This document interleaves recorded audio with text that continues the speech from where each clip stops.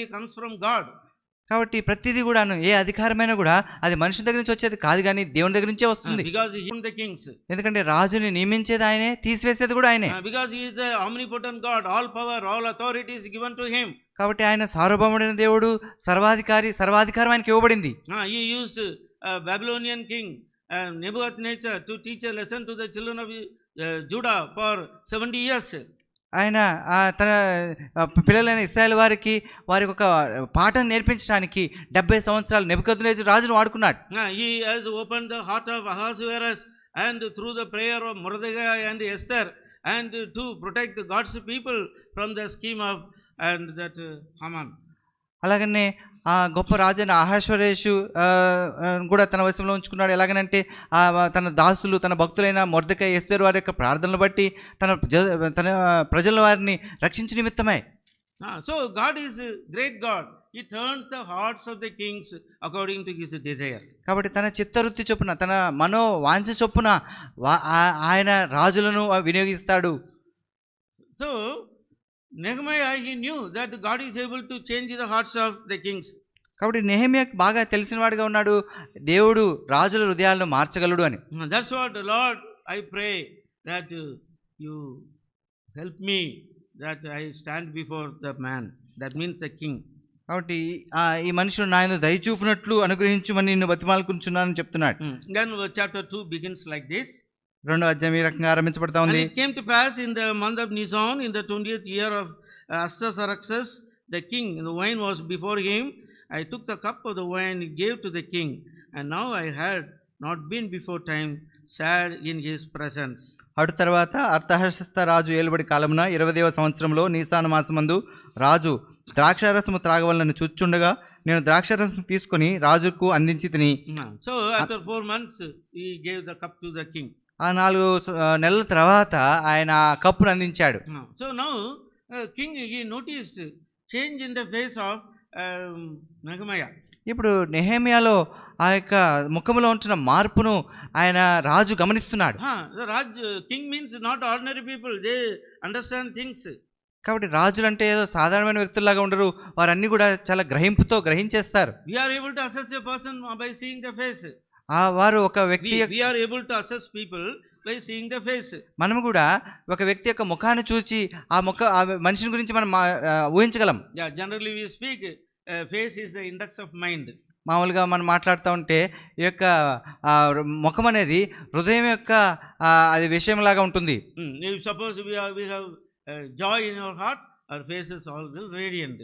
ఉదాహరణకు హృదయంలో ఆనందం ఉందంటే అది ముఖం ఎంతగానో ప్రకాశించేదిగా ఉంటుంది. Suppose we have sorrow, our face was also will be dull. హృదయంలో విచారం ఉంటే ముఖం కూడా ఎంతో చిన్నపోయినట్టు ఉంటుంది. Proverbs chapter 15 verse 13.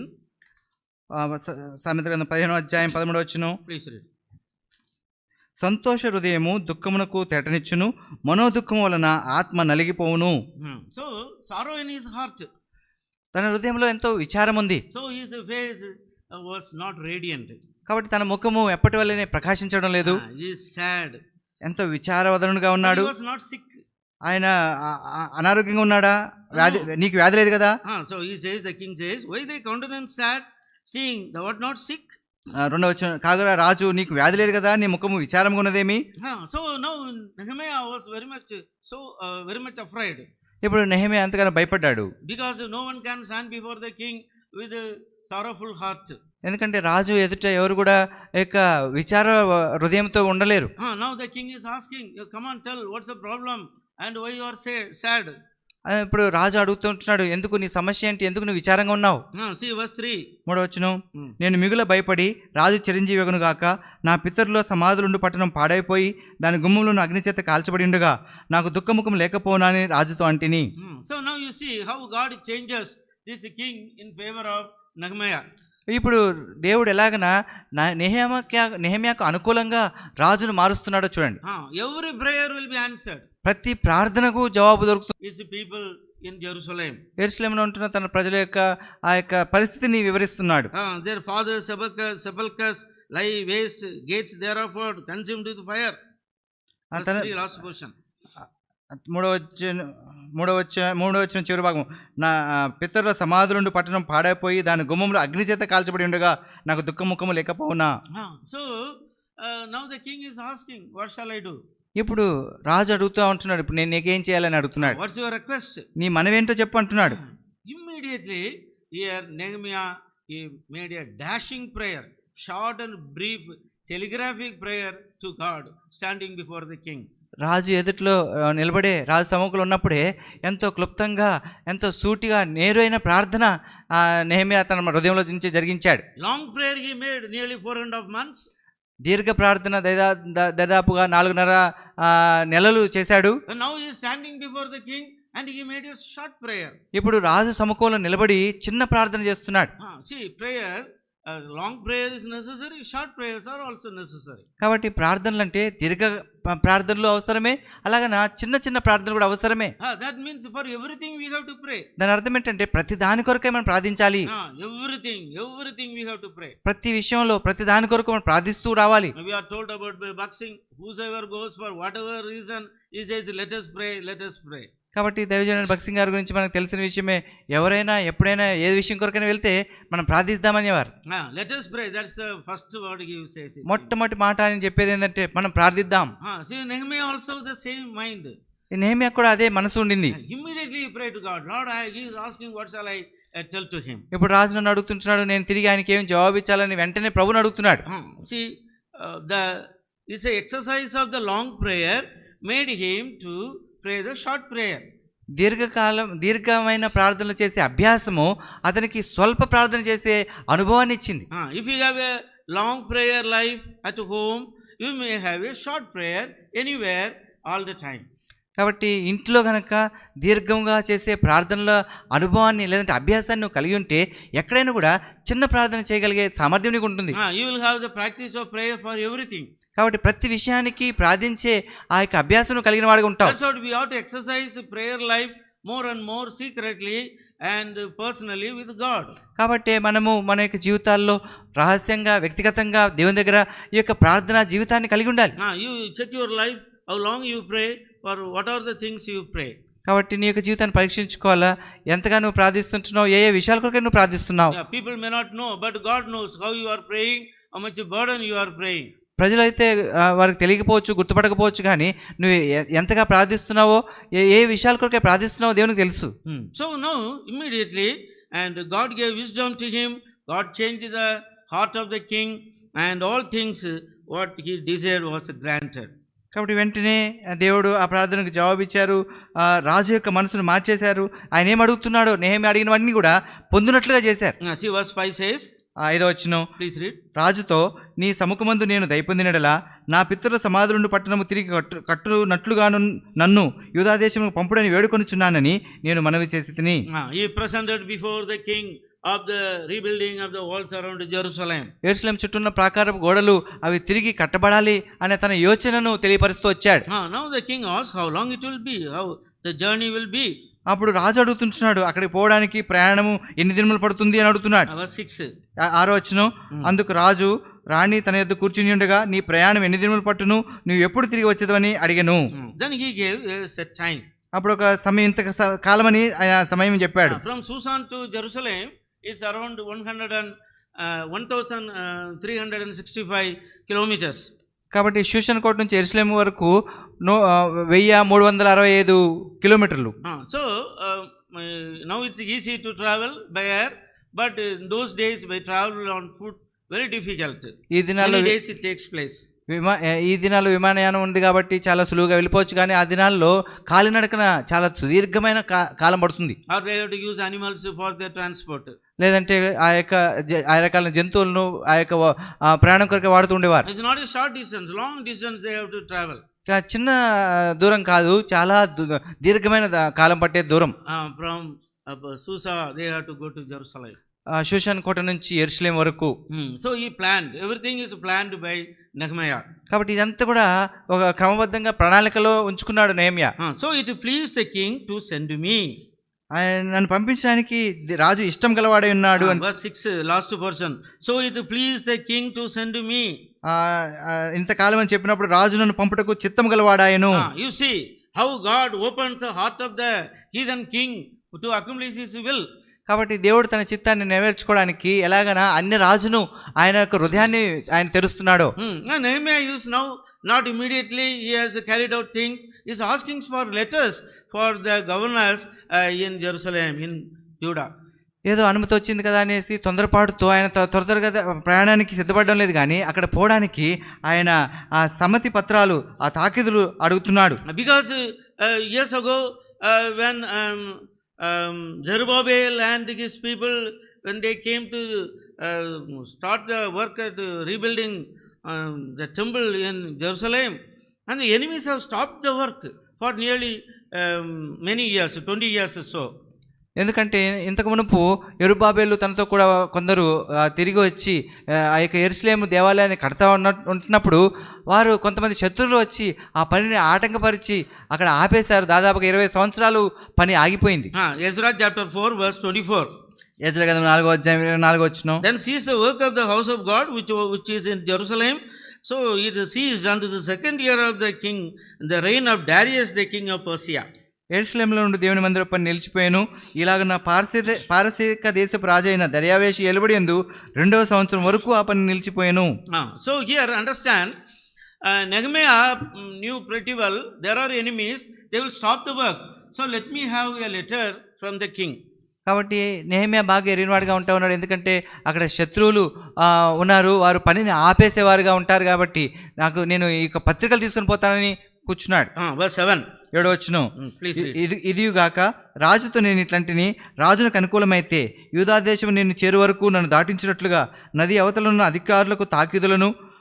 8వ వచనం. పట్టణ ప్రకారమునకును మందిరముతో సంబంధించిన కోటగుమ్మలకును నేను ప్రవేశింపబో ఇంటికిని దూలములు మ్రానులు ఇచ్చినట్లుగా రాజుగారు అడవులు కాయు ఆసాప్కు ఒక తాకీదును ఇవ్వమని అడిగితిని.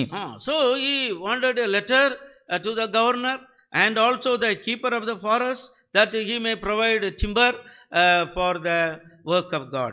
కాబట్టి అక్కడ ఉంటున్న అధికారికి ఒక తాకీదు పత్రం, అలాగనే అక్కడ ఆ అడవులు కాసే ఆ వ్యక్తికి అతను కూడా ఆ యొక్క కలపను పొందు నిమిత్తమై ఒక పత్రికను అడుగుతా వచ్చాడు.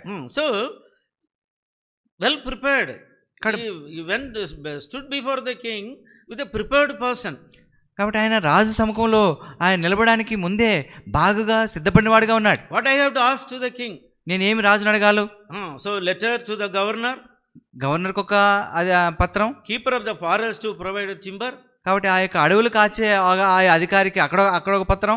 Immediately the king granted permission. వెంటనే రాజు ఆ యొక్క అనుమతిని ఇచ్చాడు. The king granted me according to the good hand of my God upon me. నా దేవుని యొక్క కరుణాహస్తం కొలది రాజు నా మనవి ఆలకించెను. Not only that, అంత మాత్రమే కాదు. and verse 9. 9వ వచనం.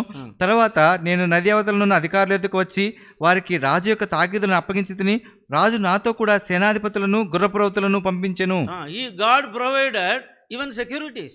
ఇంకా దేవుడు అతనికి భద్రతను కూడా అనుగ్రహించాడు. Because this Nehemiah is not an ordinary person, he is a higher official in the palace of Susa. ఎందుకంటే నెహెమ్యా సాధారణ వ్యక్తి కాదు, ఆయన షూషన్ కోటలో ఆయన ఎంతో ఉన్నతమైన స్థానంలో ఉన్నవాడు. So protect his life is with the king.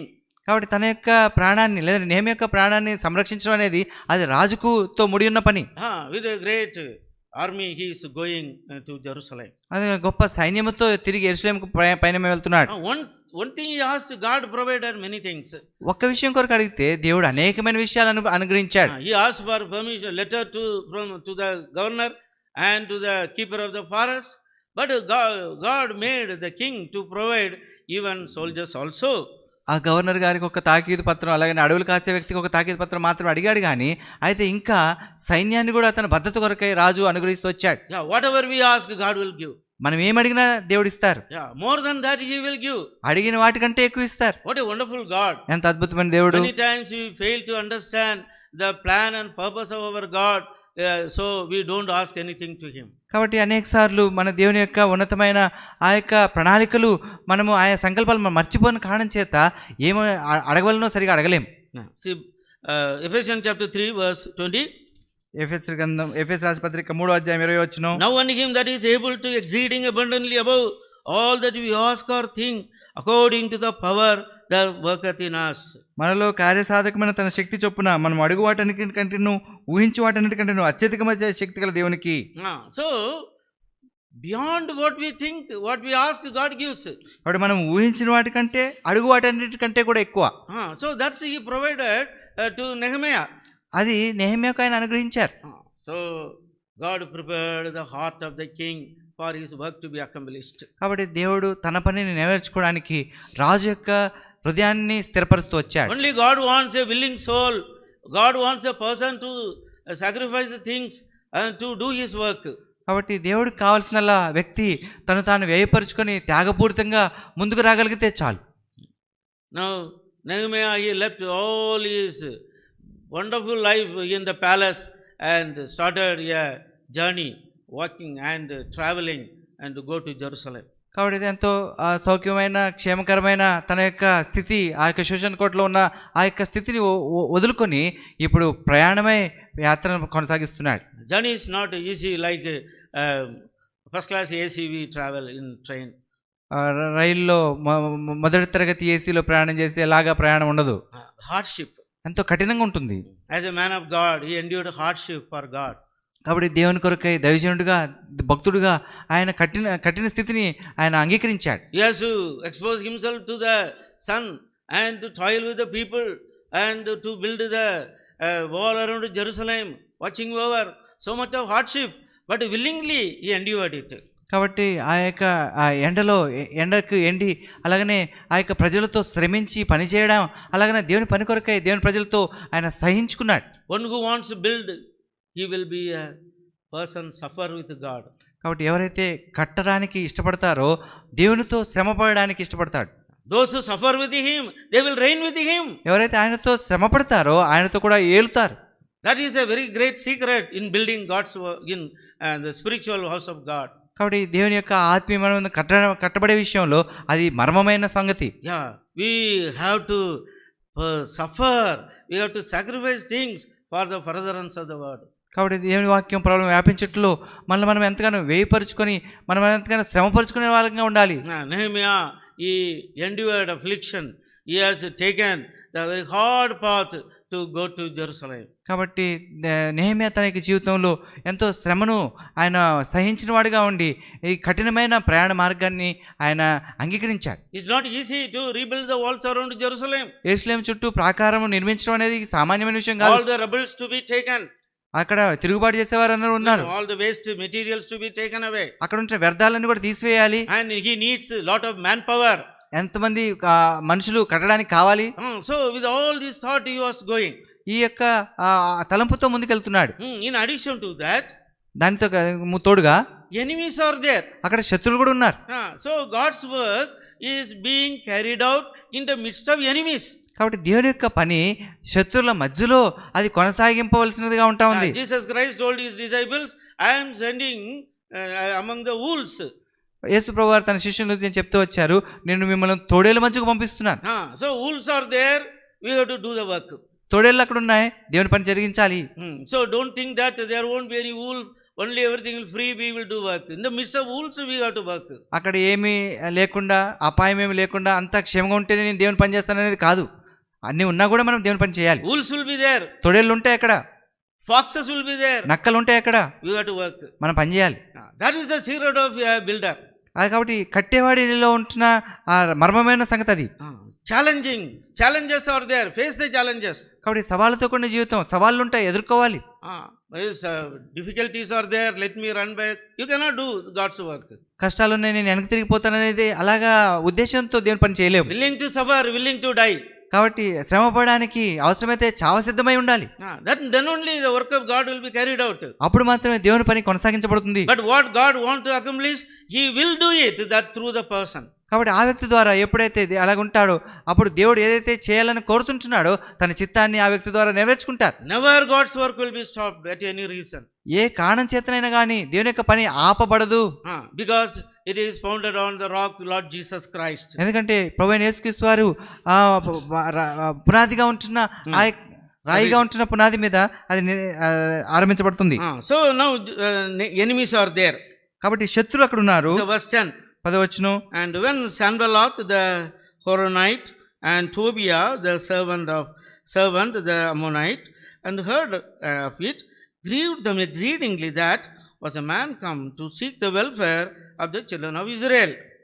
హోరేనీయుడైన సన్బల్లటును అమ్మోనీయుడైన టోబియాను దాసుడును ఇశ్రాయేలులకు క్షేమం కలుగజేయడు ఒకడు వచ్చినని విని బహుగా దుఃఖపడిరి.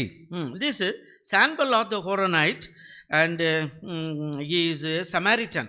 ఈ హోరేనీయుడు సన్బల్లటును అనేవాడు సమరయుడు. And again this Tobiah is Ammonite. ఈ టోబియా అనేవాడు అమ్మోనీయుడు. They are all the enemies of the Jews. కాబట్టి వీళ్ళందరూ కూడా యూదులకు శత్రులుగా ఉన్నారు.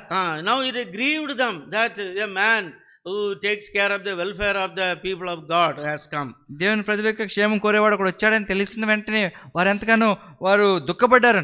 Enemy will be grieved when we do God's work. మనం దేవుని పని చేస్తామంటే శత్రువు సహించలేడు, ఏడుస్తాడు. So enemy wants to obstruct the work some form or other. ఏదో ఒక విధానంలో దేవుని యొక్క పనిని ఆటంకపరచాలని శత్రువు కోరుతాడు. So Nehemiah, he did not bother about such things. అటువంటి విషయాలని నెహెమియా అంత మాత్రం కూడా పట్టించుకోలేదు. Verse 11. 11 వచనం. So I came to Jerusalem and was there 3 days. అంతటి నేను యెరూషలేముకు వచ్చి 3 దినాలు అక్కడనే ఉండి. So now he started inspecting personally how much damage has been caused. ఇక్కడ ఎంత నష్టం జరిగిందో అదంతా కూడా తన వ్యక్తిగతంగా ఆయన విచారిస్తా ఉన్నాడు. అంతా he went personally and he assessed the damage. అక్కడ జరిగిన నష్టాన్ని ఆయన ఎంత జరిగిందో ఆయన చూడాలని చూస్తా ఉన్నాడు. How much area, what are the areas, walls have been destroyed and the gates have been burned down. He went personally that night and assessed the work.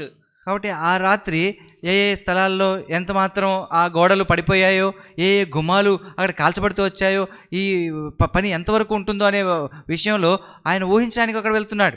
Personal assessment. కాబట్టి వ్యక్తిగతంగా ఆయన ఆ యొక్క పనిని జరిగించడం. One who wants to do God's work must assess personally what work to be done. కాబట్టి దేవుని యొక్క పని చేయడానికి ఆ పని ఎలా ఉంటుంది అనేది వ్యక్తిగతంగా విచారణ చేయాలి. So Nehemiah he has personally assessed. కాబట్టి నెహెమియా ఆయన వ్యక్తిగతంగా వెళ్ళి చూస్తా వచ్చాడు. verses 12 to 15 please read. 12 వచనం నుంచి చదువుతాండి. రాత్రి యందు నేనును నాతో కూడా కొందరును లేచితిమి. యెరూషలేమును గురించి దేవుడు నా హృదయమందు పుట్టించిన ఆలోచనను నేను ఎవరితో నేను చెప్పలేదు. మరియు నేను ఎక్కి ఉన్న పశువు తప్ప మరి ఏ పశువు నా ఎదుట ఉండలేదు. నేను రాత్రి కాలమందు లోయ ద్వారం గుండా భుజంగపు దాని ఎదుటకును పెంట ద్వారం దగ్గరకును పోయి పడద్రోయబడిన యెరూషలేము యొక్క ప్రాకారము చూడగా దాని గుమ్మములు అగ్నిచేత కాల్చబడి ఉండెను. తర్వాత నేను బుగ్గ గుమ్మములకు వచ్చి రాజు కోనేటికి వెళుతిని గాని నేను ఎక్కున్న పశువు పోటకు ఎడమలేకపోయాను. నేను రాత్రి యందు మడుగు దగ్గర నుండి పోయి ప్రాకారమును చూచిన మీదట వెనుకకు మరలి లోయ గుమ్మములో పడి తిరిగి వచ్చి తిని. So personally assess how much damage has cost to the wall. కాబట్టి ఈ గోడలకు ఈ ప్రాకారములకు ఎంత నష్టం వాటిల్లిందో అనేది వ్యక్తిగతంగా వెళ్ళి చూసుకుంటున్నాడు. So thus his burden has increased. అలాగన తనలో ఉంచిన భారం ఇంకా పెరిగింది. So how much the people are in great danger, how much they are in suffering and mockery, and let me join with the people, raise the people to rebuild the wall. కాబట్టి ప్రజలు ఎంతగా వారు ఆందోళనలో ఉంటా ఉన్నారో, ఎంతగా నింద అవమానంలో ఉంటున్నారో, ఎంతగా వారికి ఆ భద్రత లేకుండా ఉంటా ఉందో ఇవన్నీ కూడా వ్యక్తిగతంగా విచారించి చూసుకుంటున్నాడు. Then verse 17 17 వచనం. అయితే వారితో ఇట్లాంటిని మనకు కలిగిన శ్రమ మీకు తెలిసి ఉన్నది. యెరూషలేము ఎట్లు పాడైపోయానో దాని గుమ్మములు అగ్నిచేత ఎట్లు కాల్చబడనో మీరు చూచి ఉన్నారు. మనము ఇక మీదట నింద రాకుండా యెరూషలేము యొక్క ప్రాకారమును మరలా కట్టుదమరండి. Nehemiah has become the person encouraging the people, challenging the people to join with him in the rebuilding the wall. కాబట్టి ప్రాకారం తిరిగి నిర్మించడానికి అక్కడ ఉన్న ప్రజలను ప్రోత్సాహపరిచేవాడుగా, వారిని ప్రేరేపించేవాడుగా అవుతూ వచ్చాడు. So he said, let us build the wall Jerusalem. అంటున్నాడు, యెరూషలేము యొక్క ప్రాకారమును మరలా కట్టుదాం రండి. So we must encourage others to do the work. కాబట్టి మనము ఇతరులు కూడా ఆ పని జరిగించట్లో వారిని కూడా ప్రోత్సాహపరచాలి. We alone cannot do the work. We need a group of people to do the work. మనం ఒంటరిగా ఒక్కళ్ళమే చేయడానికి కాదు, అందరం కలిసి ఒక గుంపుగా దేవుని పని జరిగించాలి. So the work must be carried out by the like-minded people, willing to suffer, willing to sacrifice, and willing to do things for God. Such a people together they do the work. కాబట్టి త్యాగం చేసుకునేవారు, ఒకటే రకంగా ఆలోచించేవారు, ఏకీభవించే మనసు కలిగించిన వారు, దేవుని పని అంటే ఆసక్తి కనపరిచేవారు, వారందరూ కలిసి దేవుని పని చేయాలి. Encouraging and motivating others to involve in the work. దేవుని యొక్క పనిలో ఇతరులు కూడా నిమగ్నమవట్లో వారిని ప్రోత్సాహపరుస్తూ వారిని త్రిప్పాలి. That's what the younger generation will be raised up for the carrying out the work. అలాగన ఈ యొక్క పని కొనసాగించడానికి ఇప్పుడుంచిన యవన తరము వారు ప్రోత్సాహపరచబడాలి. So everyone, that is, the work should not be confined to us, but it must be passed upon others, and all others must be involved in the work. ఎక్కడో ఒక చోట లేదంటే ఒక్కరితో ఆ పని ఆగిపోవడానికి కాదు కానీ అది తర్వాత వారికి అందించబడాలి. In front of our eyes only we need to raise people for the work of God. కాబట్టి మన కళ్ళ ఎదుటనే మనం చూస్తుండగానే మరి ఈ యొక్క దేవుని యొక్క పని ఇతరులకు అప్పగించే విషయం మనం కలిగి ఉండాలి. We have to raise people for the work. ఆ పని కొరకే అనేక మంది లేపాలి. The gifted sacrificial people must be raised for that work. ఎవరికైతే తలాంతులు ఉన్నాయో, ఎవరైతే త్యాగం చేసుకోవడానికి ఇష్టపడుతుంటారో అటువంటి వారిని లేపాలి. We need these people these days to raise up for the future work. కాబట్టి భవిష్యత్తులో ఉంటున్న ఆ యొక్క కార్యం కొరకే చేయవలసిన పని కొరకే మనము మనుషులు లేవనెత్తాలి. Those days our elders did. ఆ దినాల్లో మా పెద్దలు చేశారు అలాగా. Now we have to do it. ఇప్పుడు మనం చేయాలా పని. We have to motivate others. ఇతరులను అలాగన వారిని ప్రేరేపించాలి, తిప్పాలి. Long ago, years ago, I went to Muttanayam uncle sent me to that Ongol. కొన్ని సంవత్సరాల క్రితము ముత్తనాయక అంకుల్ని ఒంగోలుకు పంపించారు. So for 2 days meeting I went there. 2 రోజుల ప్రత్యేక కుడికల కొరకు అక్కడ వెళ్ళారు. So after the meeting I met uncle. కుడికలు అయిపోయిన తర్వాత తిరిగి అంకుల్ని కలిశారు. Then he said, అప్పుడు ఆయన అన్నారు, hereafter you need to have one briefcase and you must ready any time to go. కాబట్టి ఆయన ఇప్పటి నుంచి నీ దగ్గర ఒక సూట్ కేసు రెడీగా సిద్ధంగా ఉండాలి, ఎప్పుడు అవసరమైతే అప్పుడు నువ్వు వెళ్ళడానికి సిద్ధంగా ఉండాలని చెప్పారు. That means be ready all time. Take your briefcase and go. దాని అర్థం ఏంటంటే ఎప్పుడు చెప్తే అప్పుడు అంత సర్దుకుని ఉన్న సూట్ కేసు పట్టుకోవాలి, వెళ్ళిపోవాలి. He says you go here, go there. అలా చెప్పారు, ఇక్కడికి వెళ్ళు అక్కడికి వెళ్ళని చెప్తూ ఉండేవారు. So once he sent to me long back to HMT for Bible study. ఒకసారి చాలా సంవత్సరాల క్రితం ఆయన హెచ్ఎంటీకి పంపించారు బైబిల్ స్టడీ కొరకు. That was my first Bible study in HMT. హెచ్ఎంటీలో మొట్టమొదటిసారి అంకుల్ బైబిల్ స్టడీ తీసుకున్నారు. I don't know how I taught. Now I feel that how I taught that people Bible study. ఆ దినాల్లో ఎలాగా 20 years ago. 20 సంవత్సరాల క్రితం ఆయన ఎలాగ బోధించారో తెలియదు కానీ ఇప్పుడు ఆ విషయాన్ని జ్ఞాపకం చేసుకుంటే అనిపిస్తుంటుంది. So then I went for Bible study. అలాగా బైబిల్ స్టడీ కొరకు వెళ్ళారు అక్కడ. Then there months, not 2 months, 3 months. Kripavaram say, why they take some more time like that, he says.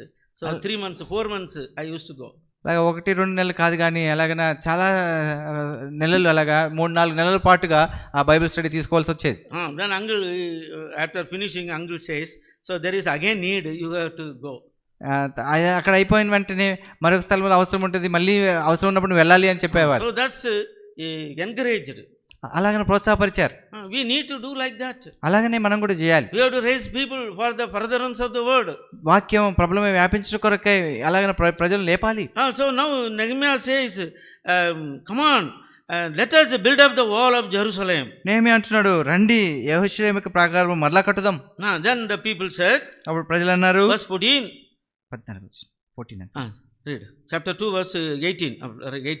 18వ వచనం, 2వ అధ్యాయం 18వ వచనం. ఇదియుగాక నాకు సహాయం చేయు దేవుని కరుణాహస్తమును గురించి రాజు నాకు సెలవిచ్చిన మాటలన్నీయు నేను వారితో చెప్పితిని.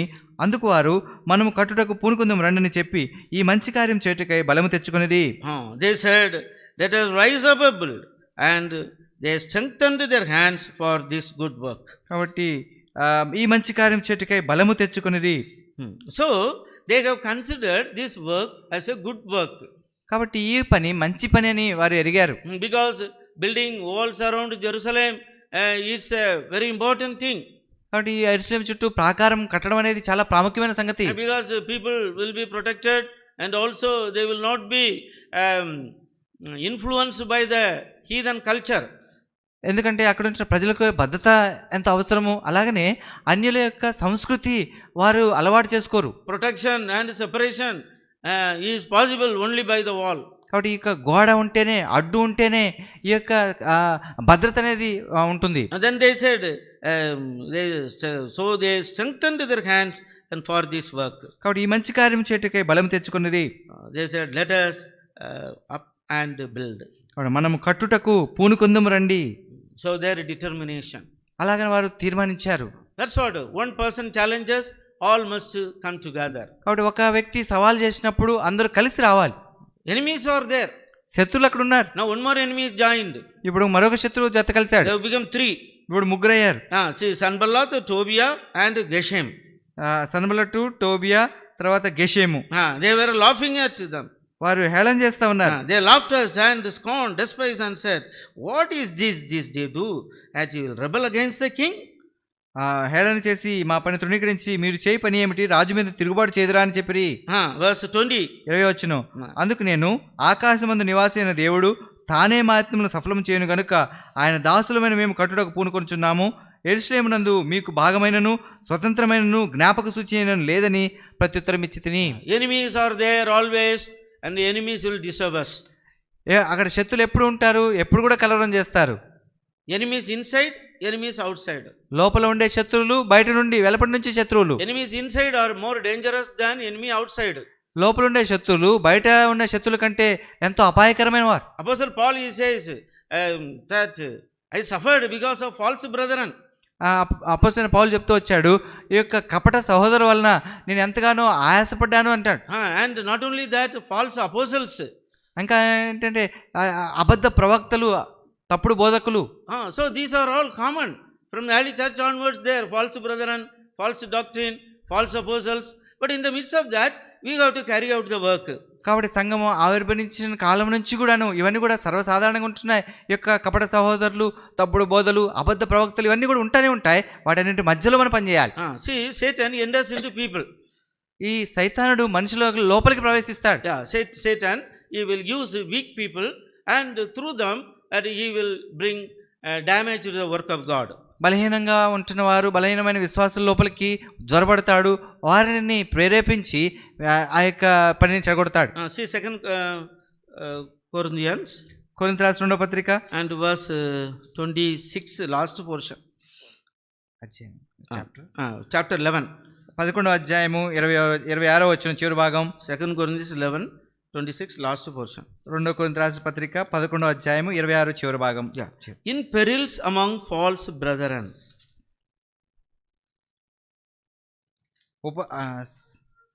సహోదరుల వలన ఆపదల్లోనూ ఉంటిని, కపట సహోదరుల వలన ఆపదల్లోనూ ఉంటిని.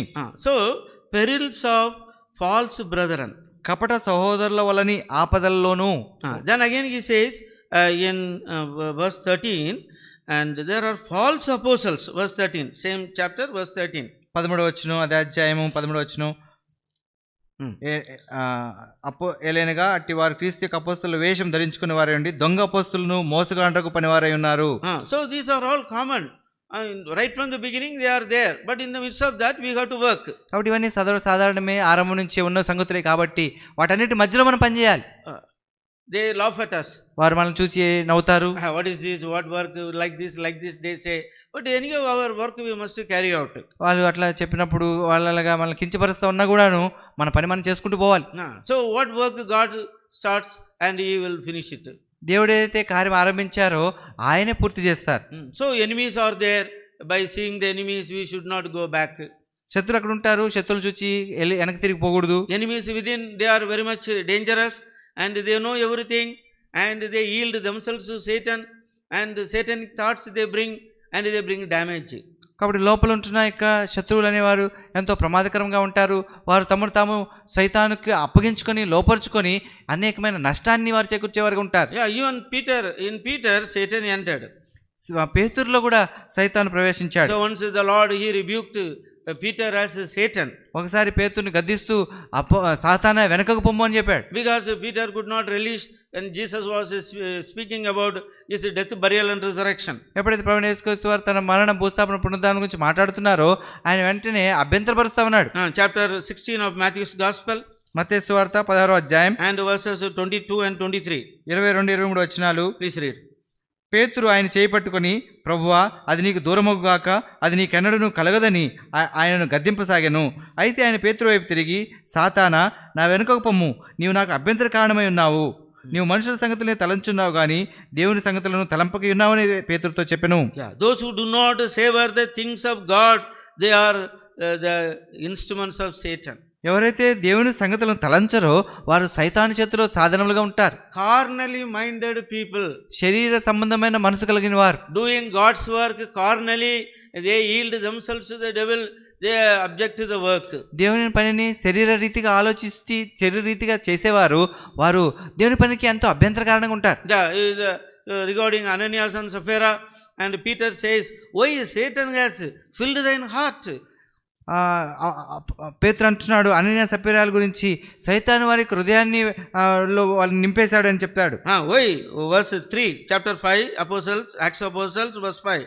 But Peter said to Ananias, why hath Satan filled thine heart to lie to the Holy Spirit?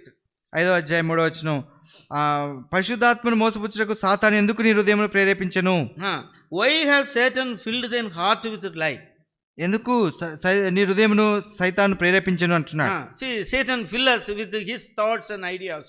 కాబట్టి సైతానుడు వాడి యొక్క తలంపులతో వాడి యొక్క ఉద్దేశాలతో నింపేస్తాడు. That's what good brothers sometime, and after some time they become instruments of Satan.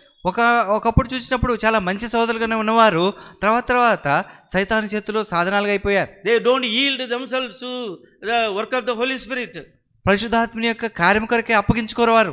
Then they want some preeminence, or they wanted something more in their lives, and thus they won't become the true weapon in building God's work.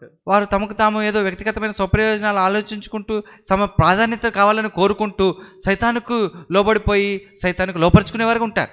3 enemies, 3 శత్రువులు, Sanballat, Tobiah and Geshem.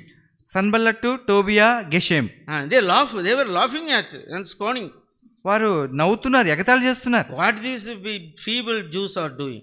ఈ బలహీనమైన యూదులు చేసే ఈ పని ఎంత మాత్రం? Why will ye rebel against the king? రాజుకి వీళ్ళు తిరుగుబాటు చేస్తారా? And what Nehemiah said. Nehemiah ఏం చేశాడు చెప్పాడు. 20. 20వ వచనం. Then answered I them and said unto them, the God of heaven, he will prosper us. అందుకు నేను, ఆకాశమందు నివాసి అయిన దేవుడే తానే మా యత్నమును సఫలం చేయును. The God of heaven will prosper us. కాబట్టి ఆకాశమందున దేవుడే మా యత్నము సఫలం చేయును. Our work will be prospered by God. మా పని దేవుని ద్వారానే అభివృద్ధి చెందుతుంది. I haven't come of my own, I have been sent by God. నా అంతటి నేను రాలేదు, కానీ నేను దేవుని చేత పంపించబడి ఉన్నాను. It is the burden of the Lord. అది దేవుని యొక్క భారం. అది God will prosper our work. దేవుడే మా పనిని అభివృద్ధి చేస్తారు. And therefore we his servants will arise and build. ఆయన దాసులమైన మేము కట్టుటకు పూనుకొనుచున్నాము. We will arise and build. మేము కట్టుటకు పూనుకొనుచున్నాము. You mock at us, or you upright, we will do the work. మమ్మల్ని ఎగతాళి చేయి మా పని ఆపేసి అభ్యంతరపరచు, అయినా కూడా మేము పని చేస్తాము. But ye have no portion, nor right, nor memorial in Jerusalem. యెరూషలేమునందు మీకు భాగమైనను స్వతంత్రమైనను జ్ఞాపక సూచి అయినను లేదని ప్రత్యుత్తరం ఇచ్చితిని. Strictly he spoke. ఎంతో ఖచ్చితంగా చెప్పేశాడు. Because their thoughts are different. వారి యోచనలు తలంపులన్నీ వేరుగా ఉన్నాయి. They want to stop the work. వారి పనిని ఆపాలని కోరుతున్నారు. That's what he said. You have no portion, nor right, nor memorial in Jerusalem. భాగమైన స్వతంత్రమైన జ్ఞాపక సూచన కూడా లేదు. My dear brothers and sisters, ప్రియమైన సోదర సోదరి, look at Nehemiah. నెహెమ్యా వైపు చూడండి. He is a man of burden. ఎంతో భారం కలిగిన వ్యక్తి, man of action. మన పనులు జరిగించే వ్యక్తి. Left his good place and good position and comfort, and he came all the way from Susa to Jerusalem. తనకున్న ఉన్నత స్థానము, క్షేమము అంత కూడా సౌఖ్యం అంతా వదులుకొని శుష నుంచి ప్రయాణమై వచ్చేసాడు. Willing to suffer. శ్రమపడడానికి ఇష్టపడుతూ వచ్చాడు. Building is not easy. కట్టడం అనేది సులువు కాదు. You have to suffer. ఎంతో శ్రమ అనుభవించాలి. So he made a personal assessment of the damage. కాబట్టి అక్కడ జరిగిన నష్టం అంతా కూడా ఎంత అయింది అనే దాన్ని సొంతంగా వెళ్ళి చూశాడు. He talked to the people.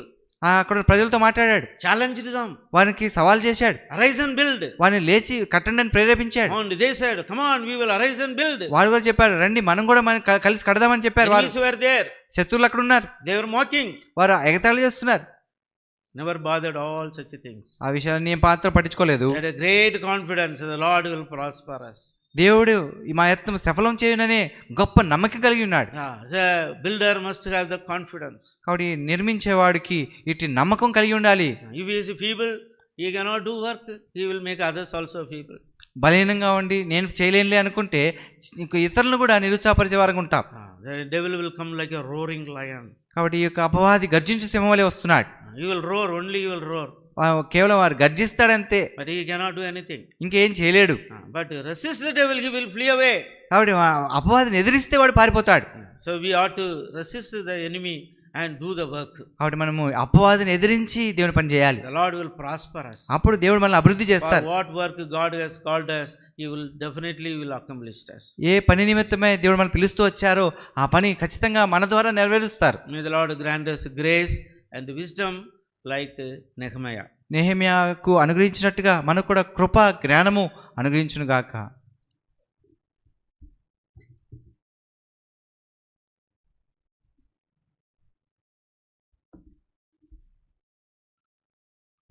దయచేసి కొన్ని ప్రకటనలు ఉన్నాయి, గమనించమని కోరుతున్నాం.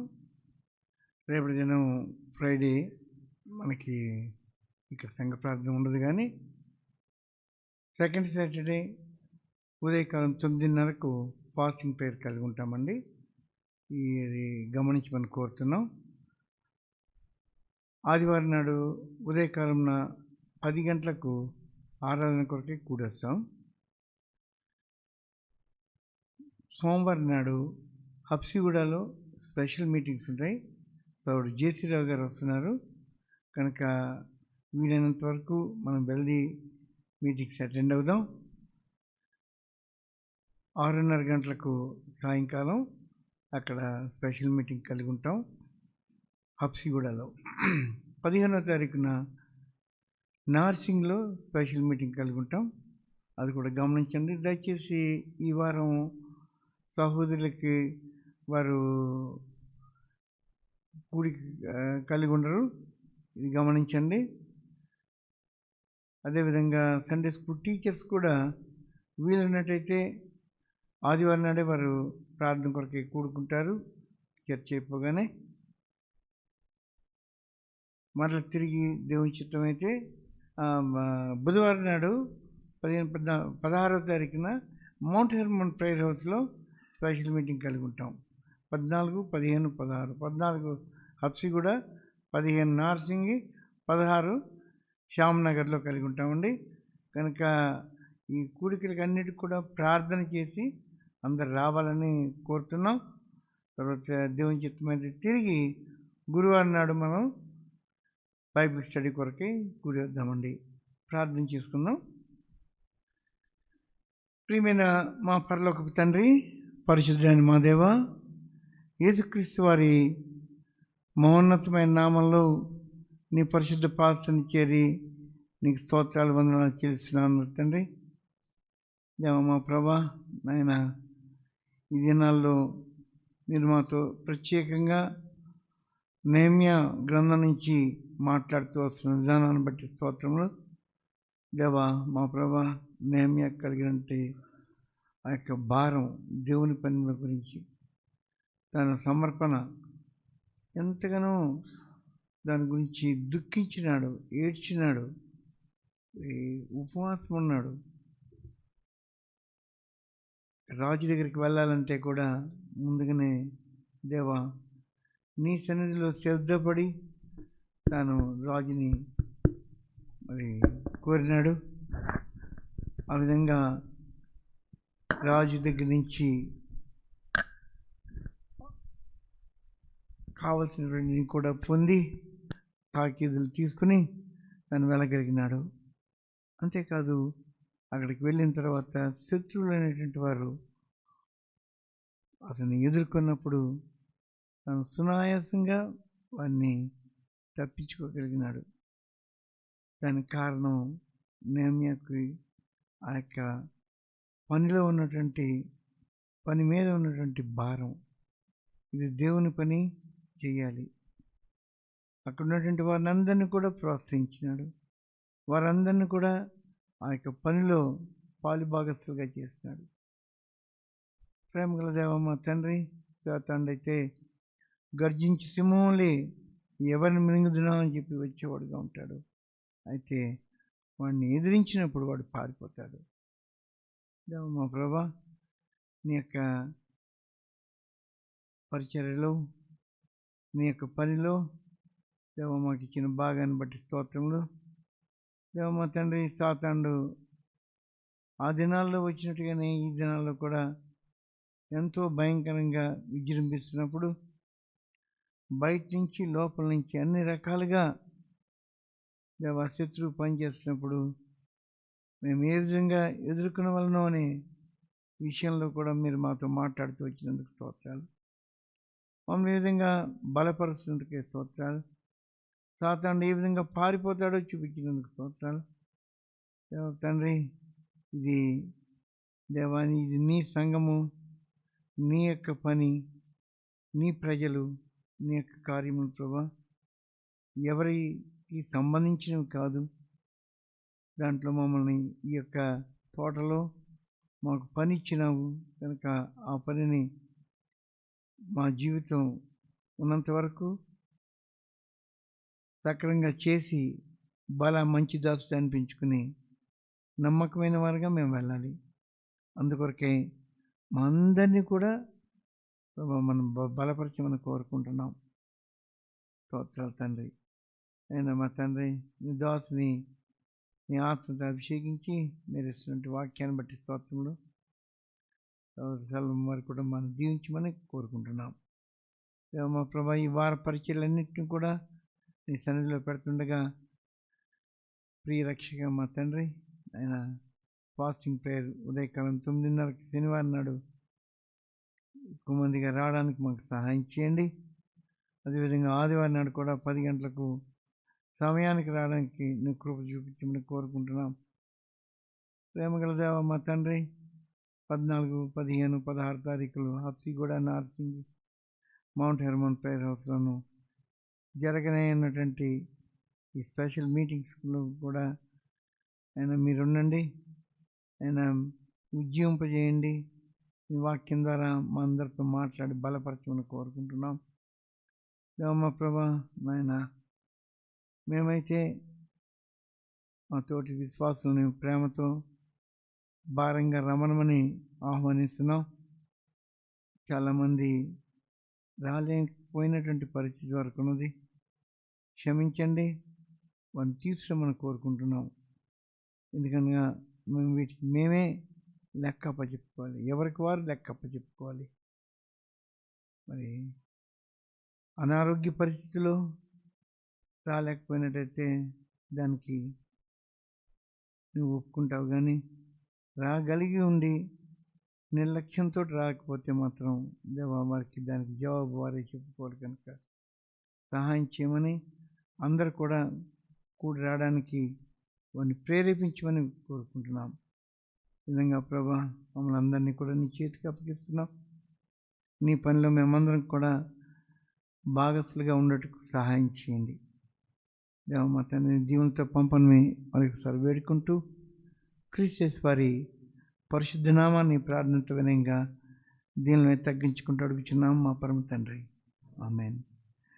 మన తండ్రి అయిన దేవుని యొక్క ప్రేమ, యేసుక్రీస్తు ప్రభు యొక్క కృప, పరిశుద్ధాత్మ దేవుని యొక్క అన్యోన్య సహవాసము ఇప్పుడు ఎల్లప్పుడూ సదాకాలము మనందరికీ తోడై ఉండును గాక. ఆమేన్. ఎవరతని సేవించెదరో ఫలమొందెదరంతమందు, ఎవరతని సేవించెదరో ఫలమొందెదరంతమందు,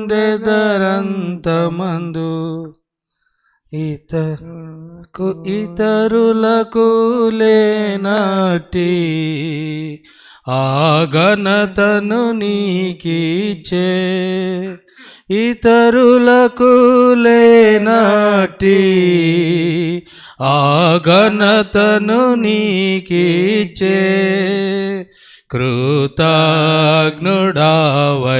కొనియాడు ప్రభు పాద సన్నిధిని, కృతజ్ఞుడావై కొనియాడు ప్రభు పాద సన్నిధిని.